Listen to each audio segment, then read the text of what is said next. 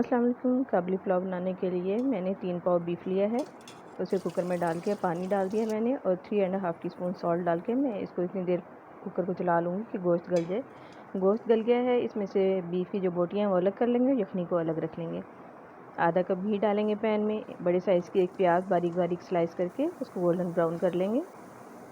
इसमें टमाटर डाल देंगे एक बारीक काट के, 1 टीस्पून ज़ीरा, इसको अच्छे से भून लेंगे। थोड़ी थोड़ी यखनी डालते रहेंगे। साथ ही जो बीफ की बोटियां थी वो डाल के अच्छे से फ्राई कर लेंगे। टमाटर अच्छे से जब गल जाएंगे तो यखनी और पानी मिला के वो हम इसमें डाल देंगे। इसमें आधा किलो ये चावल है, मैंने 20 मिनट के लिए भिगो दिया था, वो डाल देंगे। इस दौरान हम 1 टेबलस्पून घी में किशमिश गाजर इसको फ्राई कर लेंगे 1-2 मिनट के लिए, और ब्राउन शुगर इसमें मैंने 2 टेबलस्पून डाल दिए है। ये भी हम एक साइड पर रख लेंगे। जब चावलों का पानी खुश्क हो जाएगा तो हम ये गाजरें जो कैरमलाइज़ की थी और किशमिश वो डाल देंगे और इसको कवर करके 20 मिनट के लिए दम पे रख देंगे। मज़ेदार अफ़गानी पुलाव तैयार है। Thanks for watching.